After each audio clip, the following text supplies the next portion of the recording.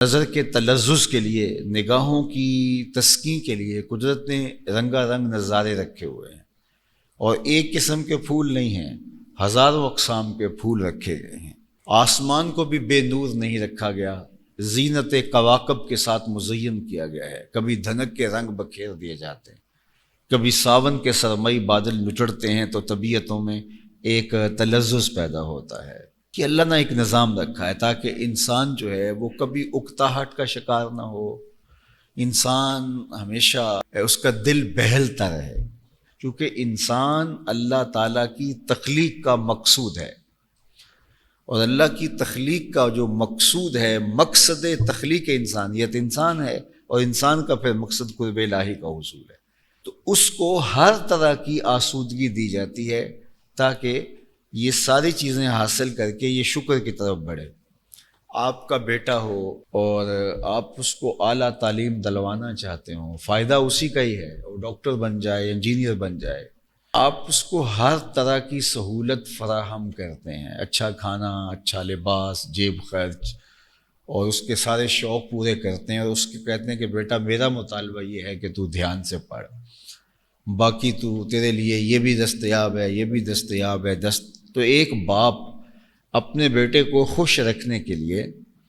اس کو آسودہ رکھنے کے لیے، اس کی طبیعت کے اندر سرشاری رہے، اور اس سے مطالبہ ایک ایسا آپ کرتے ہیں جو اسی کے مستقبل سے جڑا ہوا ہے، اور ہر چیز اس کو فراہم کرتے ہیں۔ تو میرے اللہ نے بندوں کو ہر طرح کی گوناگون نعمتیں اور طرح طرح کے خوشی اور سرشاری کے اسباب، مسرت اور شادمانی کے ذرائع عطا فرمائے، اور مطالبہ کیا کہ تو ان امور کو بجا لانا، اور اگر وہ بجا لاتا ہے تو اس سے اسی کا مستقبل وابستہ ہے، اسی کی آخرت وابستہ ہے، فائدہ بھی اسی کو ہے۔ تو جس طرح ایک باپ کا پیار ہے، ماں کا پیار ہے کہ وہ خود بھوک پیاس کاٹ کر کے بھی اولاد کو ہر آسودگی دیتے ہیں، اور کہتے ہیں کہ بس ہمارا مطالبہ یہ ہے کہ تم یہ پڑھ جاؤ، تم محنت کرو، اچھے نمبر لے لو، اور تم آگے بڑھو۔ تو میرا مالک کہہ رہا ہے کہ میں نے اتنا کچھ تمہارے لیے پیدا کر دیا، یہ کتنے طاقتور جانور ہیں، کتنا کچھ ہے، لیکن ایک ہی چیز سے ساری زندگی گزارتے ہیں، لیکن تمہیں تنوع اس لیے دیا ہے کہ تم گوناگو نعمتوں کو استعمال کرو اور میری بندگی بجا لاؤ، اور اس میں تمہارا ہی فائدہ ہے، تمہاری آخرت سنورے گی۔ اور تم ان متنوع چیزوں کو حاصل کرنے کے بعد تم یوں کرو کہ میرے ساتھ جڑ جاؤ، اس سے تمہیں طمانینت قلب بھی نصیب ہوگی۔ لیکن اگر بندہ اللہ کی نعمتیں میسر ہونے کے باوجود، گوناگو نعمتیں حاصل کرنے کے باوجود، زندگی کا عیش، زندگی کا تلذذ، زندگی کی سرشاریاں، زندگی کی خوشیاں، مسرتیں، شادمانیاں، اور زندگی کی ساری آسودگیاں حاصل کرنے کے باوجود بھی بے چین رہے، مضطرب رہے، اس کا دل غم و اندوہ کا ٹھکانہ رہے، انجانہ خوف رہے، اور ایک عجیب قسم کی ایک کیفیت اوپر طاری رہے، اور وہ دنیا کے اوپر رہ کے اطمینان کا نور پیدا نہ ہو سکے، اور ہر وقت شدید حزن میں، شدید غم میں رہے، تو اس کو عربی میں کہتے ہیں التعاسہ۔ اور یہ ایک بہت بڑی بیماری ہوتی ہے کہ سب کچھ میسر ہونے کے باوجود بھی انسان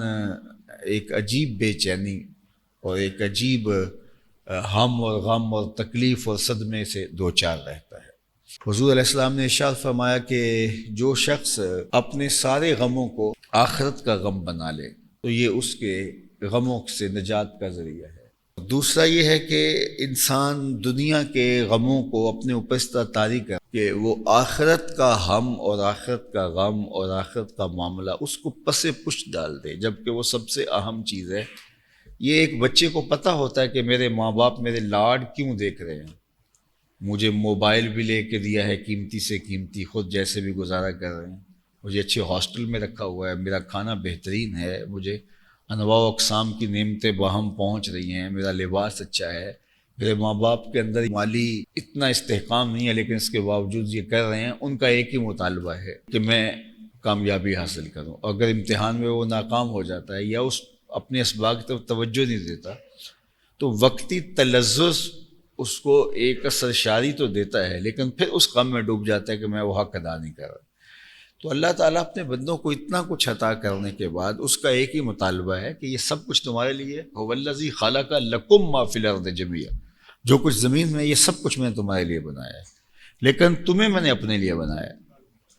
تمہارے اس دل میں میرے علاوہ کوئی اور غیر نہیں ہونا چاہیے، اس کی تم نے نفی کرنی ہے۔ تو جب انسان یہ نہیں کر پاتا تو وہ پھر ہموم میں، غموں میں، تکلیفوں میں ڈوب جاتا ہے اور التعاسہ کا شکار ہو جاتا ہے۔ حضور علیہ السلام نے ارشاد فرمایا یا ابن آدم، یہ حدیث قدسی ہے، فیما یروی عن ربی، حضور اپنے رب سے روایت کرتے ہیں، یا ابن آدم، اے آدم کے بیٹے، تفرغ لعبادتی، اپنے آپ کو میری عبادت کے لیے، میرے ذکر کے لیے، میری یاد کے لیے اپنے آپ کو فارغ کر دے۔ جب تو میرے حضور کھڑا ہو تو پھر میرا ہی ہو، نماز میں ہو تو پھر تیری توجہ کسی اور سے مت نہیں ہونی چاہیے، تو اپنے آپ کو میرے لیے فارغ کر دے۔ املا صدرک غنا، میں تیرے سینے کو غنا سے بھر، بے نیازی پیدا کر دوں گا، تیری ضروریات کا میں خود کفیل ہو جاؤں گا، تیرے کاروبار کے اندر میں برکت رکھ دوں، تیرے امور زندگی میں اپنے ذمہ کرم پہ لے لوں گا، تیرے کام خود بخود سیدھے ہوتے چلے جائیں گے، جدھر چلے گا راستے ملتے چلے جائیں گے۔ وَإِن لَمْ تَفْعَلْ، اگر تو ایسا نہیں کرے گا، تیری مرضی ہے، تجھے اختیار دیا گیا، اور اگر تو ایسا نہیں کرے گا، مَلَأْتُ يَدَكَ شُغْلًا وَلَا أَسُدُّ فَقْرَكَ، میں تیرے ہاتھ کو کام سے بھر دوں گا، کام تجھے بہت ہوگا، کوئی فراغت کے لمحے ہی نہیں ہوگے، صبح کام شام کام، تو بھائی یہ آرڈر پورا کر رہا ہے تو نہیں آ رہا ہے، وَلَمْ أَسُدَّ فَقْرَكَ، لیکن تیری محتاجی زندگی بھر دور نہیں ہوگی، اربوں روپے کمانے کے باوجود بھی نفس کی خواہش ہی ختم نہیں ہوگی۔ تو اس لیے ایک مطمئن زندگی حاصل کرنا جو اللہ نے ہمیں عطا کیا ہے، عطا کر رکھا ہے، اگر ہم دیکھیں تو موازنہ کریں، بلکہ فرمایا انظروا الی من هو اسفل منکم، اپنے نیچے دیکھنے کا مزاج پیدا کرو، تمہاری زندگی میں سکون آنا شروع ہو جائے گا۔ جب اوپر دیکھو گے تو لڑکھڑا جاؤ گے، پاؤں تمہارے ڈول، سنگ مرمر پہ چلنے والا پھسل جاتا ہے، اپنی مٹی پہ چلنے کا سلیقہ جاننے والا ہی تیزی کے ساتھ آگے بڑھتا ہے۔ تو فرمایا کہ دنیا میں اپنے آگے نہیں دیکھنا، اپنے پیچھے دیکھنا ہے۔ تم دیکھو کہ وہ لوگ جو دانے شبینہ کو ترستے ہیں، آج مہنگائی کا دور ہے، وہ اللہ کا شکر بجا لانے کہ میرے پاس اتنا موجود ہے، لیکن وہ لوگ جو صبح کو کما کے شام کو فارغ ہو جاتے ہیں، اور اگر ملک کے اندر حالات اس طرح کے بڑھ رہے ہیں، ان کا کیا بنے گا؟ لیکن ان کا سوچنے کی بجائے تو فکر اپنی ہی کھائی جا رہی ہو تو پھر تکلیف اذیت میں اضافہ ہوگا۔ تو نیچے دیکھنے کا مزاج آپ کو آسودہ کرتا ہے۔